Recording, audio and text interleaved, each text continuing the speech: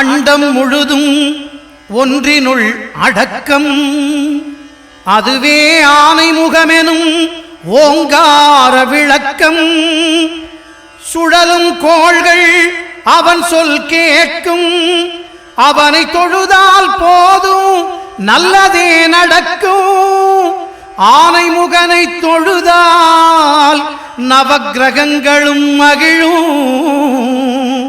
நல்லதே நடக்கும், நல்லதே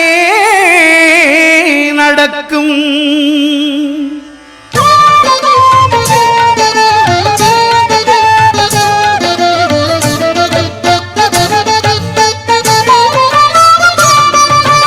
ஒன்பது கோளும் ஒன்றாய் காண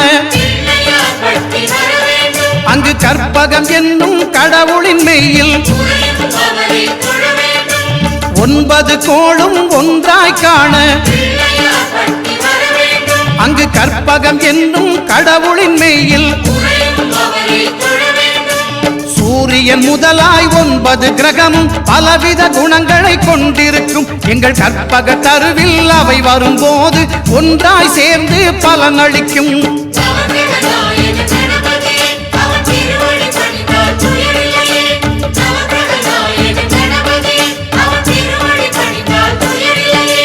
ஒன்பது கோளும் ஒன்றாய் காண அங்கு கற்பகம் என்னும் கடவுளின் மெய்யில்.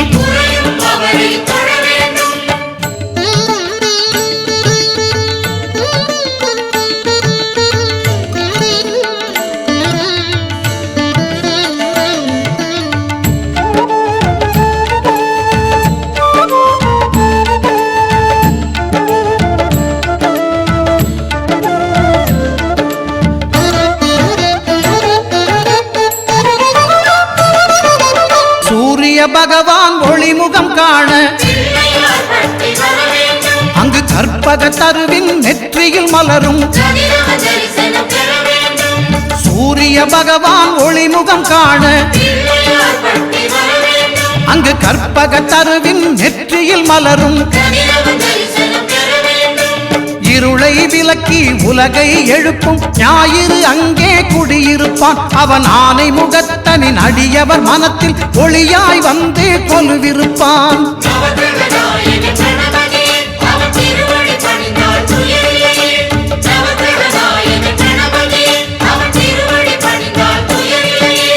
ஒன்பது கோளும் ஒன்றாய் காண அங்கு கற்பகம் என்னும் கடவுளின் மெய்யில்.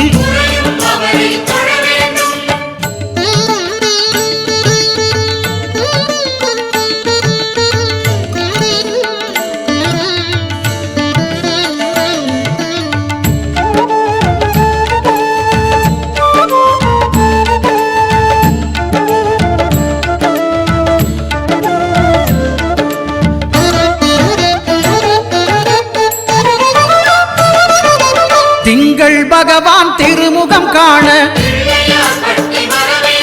அங்கு கற்பக பெருமான் தொப்புள் குழியில். திங்கள் பகவான் திருமுகம் காண அங்கு கற்பக பெருமான் தொப்புள் குழியில்.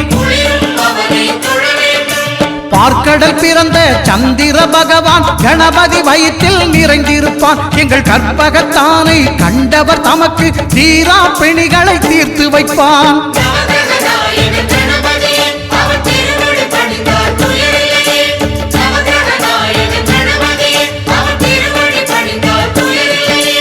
ஒன்பது கோளும் ஒன்றாய் காண அங்கு கற்பகம் என்னும் கடவுளின் மெய்யில்.